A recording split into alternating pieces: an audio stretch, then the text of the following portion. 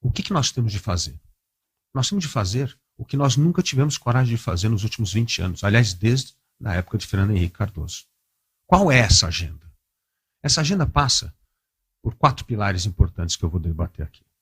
O primeiro pilar importante, abertura unilateral do comércio brasileiro. Nós temos de abrir a nossa economia. Nenhum país do mundo conseguiu assegurar crescimento econômico sem abertura econômica. Nenhum. Aliás, até países antidemocráticos, como a China, descobriu que para tirar 800 milhões de pessoas da pobreza, a economia precisa crescer mais de 8% ao ano. Que foi isso que fez com que se tirasse as pessoas da pobreza. Então, o crescimento econômico só existe com abertura comercial. É o Brasil recuperando sua competitividade, produtividade e se engajando no comércio global. Aliás, o nosso vestígiozinho de crescimento econômico que tem deve-se ao único setor que compete na economia global, que é a agricultura. O agro é o exemplo de um Brasil preparado para competir globalmente. Por que a indústria não pode fazer a mesma coisa?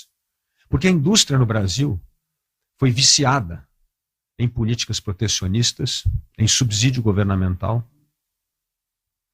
e isso criou a baixa competitividade da indústria brasileira. A abertura da economia é o caminho da reindustrialização do Brasil. É ter acesso à tecnologia de ponta, é poder comprar equipamento por um preço justo e não pagar 2 vezes o preço de uma máquina que custa hoje no Brasil para você modernizar a indústria. É ter acesso a crédito. É ter acesso a mão de obra qualificada. Esta abertura comercial da economia tem de ser feita de forma gradual. E aí vamos seguir os bons exemplos do passado. Nós tivemos a URV, como foi um mecanismo de transição tão importante que não dava susto. Todas as medidas eram anunciadas, todo mundo sabia o que ia acontecer. E foi justamente por não tomar susto que todo mundo confiou naquele mecanismo, aquela moeda de transição que permitiu que o Brasil criasse o real. Nós vamos fazer a mesma coisa. Não vamos abrir a economia como o Collor fez numa canetada e baixa todas as tarifas, não, porque aí quebra a indústria, não é o que a gente quer. Nós queremos é a reindustrialização do Brasil.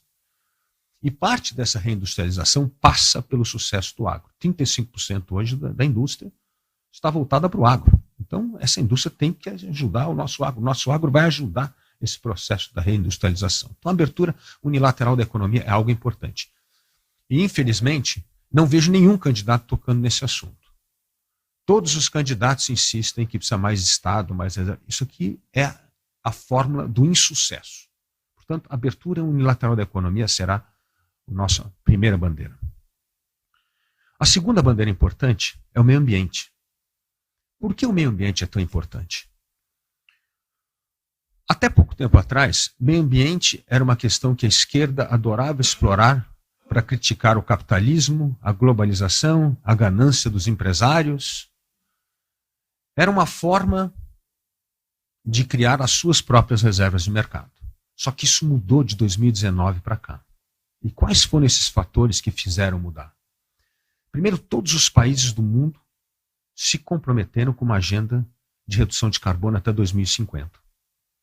Segundo, que os investidores privados estão dizendo que, para investir, a condição sine qua non é respeitar as 3 letrinhas do ASG, o ambiental, o social e a governança. Não haverá investimento em países que não respeitarem as regras do ASG. E isso é vital para o Brasil. O Brasil precisa de investimento privado para voltar a crescer. Por isso, o Brasil, na verdade, ganhou na loteria. Porque se o século XX foi marcado pela descoberta de petróleo como grande acesso à riqueza, a grande riqueza do século XXI é a economia de baixo carbono. E o Brasil tem capacidade de sequestrar metade do carbono do mundo. Nós somos a Arábia Saudita do mundo do baixo carbono. Agora, nós precisamos ter juízo. Nós não podemos desmatar. Nós temos de criar as condições para atrair esse investimento. Como é que nós vamos fazer isso? Como o Brasil vive o seu maior descrédito internacional, não adianta depender de capital externo. Nós vamos ter que fazer isso com as nossas próprias forças. O que nós vamos fazer? Nós vamos taxar a Petrobras no começo e criar o famoso Green Bonds brasileiro. Por quê? Porque todas as empresas de petróleo no mundo são taxadas justamente por ser produtor de energia fóssil. Por que a Petrobras não é taxada? Nós vamos usar esse dinheiro para organizar o mercado doméstico de carbono. Como é que se faz isso? O Brasil hoje tem 50 milhões de hectares de terra degradada. Se nós utilizarmos 3 milhões de hectares de terra degradada e plantar árvore, o Brasil já será a primeira nação carbono neutro do mundo. Como é que nós vamos fazer isso? Nós vamos usar esse dinheiro do Green Bonds para financiar pequenos agricultores de 1 a 10 hectares a plantar árvore em terras degradadas. Nós estamos falando mais ou menos de 1 milhão de pessoas. Com esse mercado organizado, como certificação de que a árvore foi plantada, averiguação e assegurar renda de R$500 ano por hectare plantado, nós temos um programa social baseado num Green Bonds que organiza as regras do mercado doméstico de carbono. Como o Brasil tem capacidade de sequestrar 50% do carbono do mundo, essa regra, se for bem feita, vai ser a regra que vai padronizar o mundo do mercado doméstico de carbono. E isso vai ser muito importante para atrair investimento para o Brasil. Temos que combater o desmatamento, e hoje dá para combater o desmatamento. O que hoje falta é vontade política. Hoje, graças à tecnologia, é possível ter embargo automático de áreas desmatadas. Aprovamos, semana passada, uma medida muito importante, que é começar a digitalização dos cartórios, porque o conluio do crime é grileiro com cartório local, em terra, evidentemente sem titularização. É isso que faz com que essa indústria do desmatamento ocorra de forma tão drástica no Brasil hoje. E, evidentemente, falta de vontade política para evitar que isso ocorra. Aliás, o Brasil chegou a reduzir 80% do desmatamento em 2012. Portanto, nós temos como fazer isso. E agora, então, com o aumento da tecnologia, mais ainda. Então, essa é a grande oportunidade que o Brasil tem para atrair investimento. Nesse ponto da abertura comercial e da questão ambiental, o terceiro ponto é a segurança jurídica. Por que a segurança jurídica é tão importante? Investimento só existe onde há confiança. Confiança que o seu investimento não será sequestrado pelo Estado. Cada vez que nós temos um prefeito populista, um governante populista, como foi o caso do Rio de Janeiro, que encampa a linha amarela e rompe um contrato, o efeito nefasto que isso dá é que não dá para confiar no Brasil. Então isso é um sinal muito ruim. Essa questão da segurança jurídica passa por duas vertentes importantes. A primeira é o Brasil ingressar rapidamente na OCDE. Por quê? Precisamos padronizar as nossas regras. As nossas regras tributárias, de compra governamental, de contratos, com as regras internacionais. Nós temos que parar de inventar jabuticaba. Essa questão da padronização das regras ela é muito importante. Segunda coisa que nós temos de fazer nessa questão é acabar com o que eu chamo desta insegurança jurídica por causa do problema do judiciário. E o judiciário tem 3 grandes problemas. Primeiro, o judiciário, como os outros poderes, precisa respeitar o seu papel constitucional e não avançar em áreas em que não é da sua competência. Não só Supremo, mas como a Justiça. Converse com todos os prefeitos do Brasil, como eu converso, como trabalhei durante 14 anos com o Centro de Liderança Pública. Eles falam, é interessante, eu venço a eleição, mas quem governa é o Ministério Público. Toda hora está aqui dizendo o que eu posso fazer, não deixa eu governar. Então, como é que é isso? O poder é de quem tem voto. Então, se alguém do Ministério Público tem interesse em governar, deixe o Ministério Público e vai disputar a eleição. Agora, não use o seu poder para adentrar a competência daqueles que foram escolhidos pelo povo. O Tribunal de Contas é um órgão consultivo. Agora deixou de ser? Como é que é isso? Então, as pessoas têm que voltar para a sua caixinha constitucional. Supremo idem. O Supremo tem que ter a grandeza de dizer que certos assuntos não é de sua competência. Por exemplo, cláusula de barreira. Foi aprovado no Legislativo. O que o Supremo deveria ter feito é dizer, isto não compete a nós, isso é de exclusiva decisão do Legislativo. Então nós criamos essa insegurança jurídica porque não respeitamos onde a justiça deve ir. Precisamos acabar com decisões monocráticas do Supremo, que é um verdadeiro absurdo. Tem que ser uma decisão do colegiado em preservar a Constituição.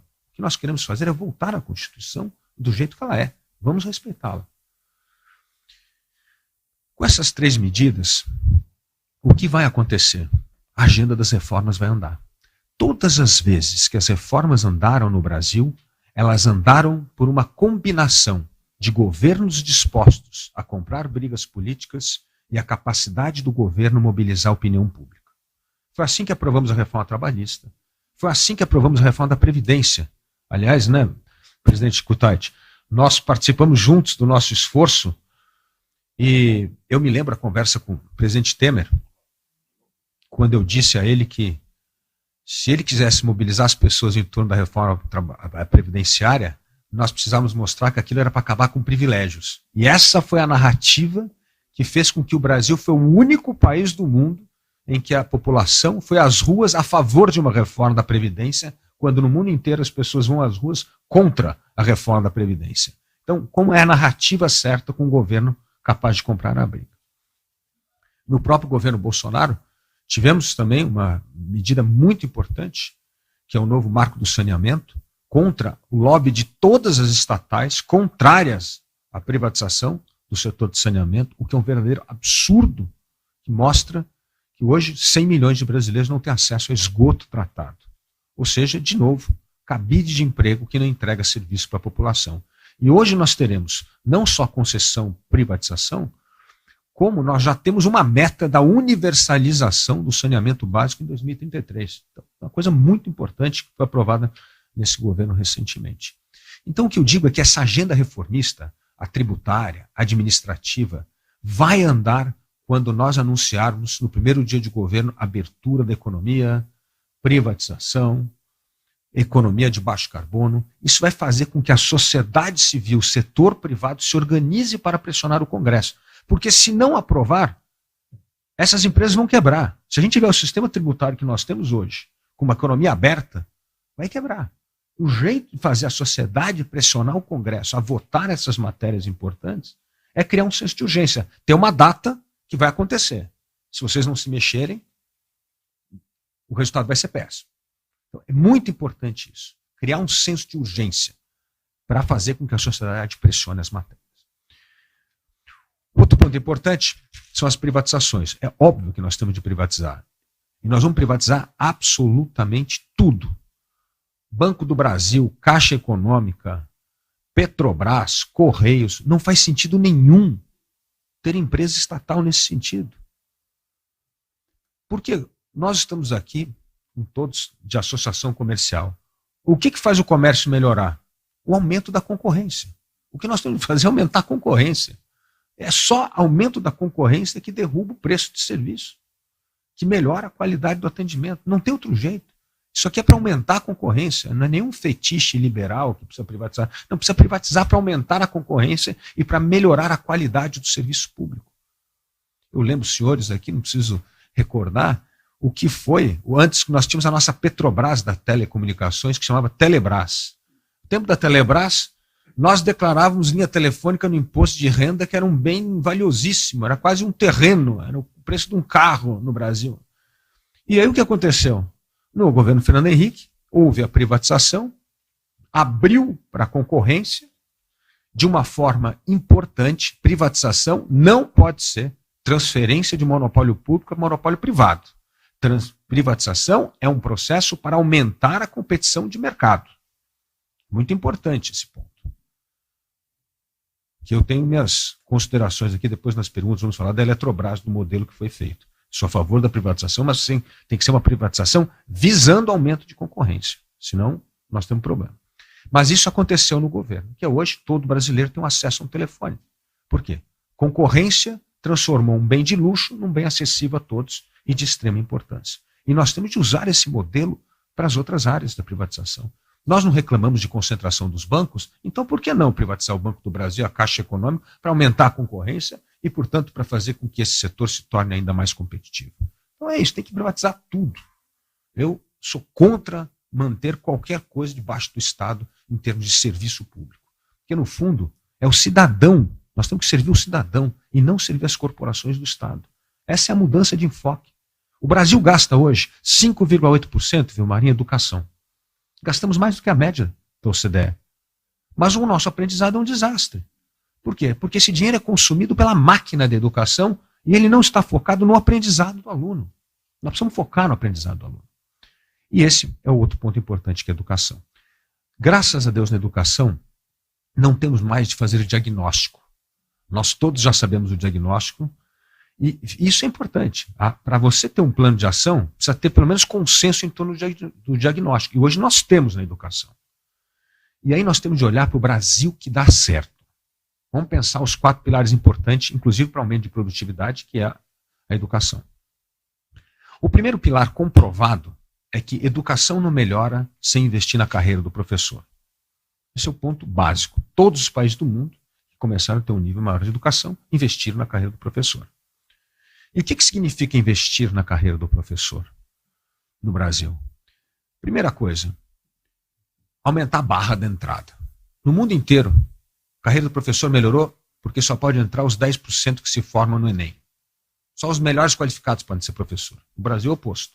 São sempre os piores que acabam entrando para a carreira de professor. Então já começa a ter uma seleção de baixa qualidade. Precisa ser seleção de alta qualidade. Se nós não quisermos no começo colocar 10%, vamos colocar 20%, 30% e vai diminuindo essa barra até chegar a 10%, até num prazo aí de 3, 4 anos. Mas é importante aumentar a barra, só deixar entrar os melhores. Segundo ponto, para fazer essa carreira atraente. O curso da pedagogia precisa ser tempo integral. Tempo integral com aula prática e aula teórica. Hoje é um absurdo que 52% dos professores que ingressam na carreira estão tendo aula de EAD, de curso à distância. Nunca entraram na sala de aula, nunca deram uma aula. Nunca. Nós vamos ter educação de qualidade desse jeito. Isso é cumprir tabela. Isso não vai funcionar. Então nós precisamos ter. E aí precisa criar um programa de remuneração para esses professores já na universidade, quando entrar, para se dedicar a tempo integral a esse curso de formação. Então aí nós temos aí professores com experiência prática e teórica para poder lidar com essas barreiras da inteligência emocional na sala de aula, hoje que é tão importante. Então investir na carreira do professor, que é muito importante. Segunda coisa na educação que precisa fazer, investir no que nós chamamos da primeira infância. Todos nós sabemos hoje a importância da primeira infância na formação de cérebro e estímulos. Mostra que praticamente a grande diferença entre crianças carentes e não carentes é o número de palavras que elas são expostas na infância. Só isso já faz uma diferença brutal. Imagina quando junta-se isso a arte, cultura e outras coisas. E aí nós temos de olhar para o Brasil que dá certo. Um programa extraordinário de primeira infância que existe hoje em Pernambuco, chama Compass, e quem não conhece o Compass, vale a pena ir a Recife ver.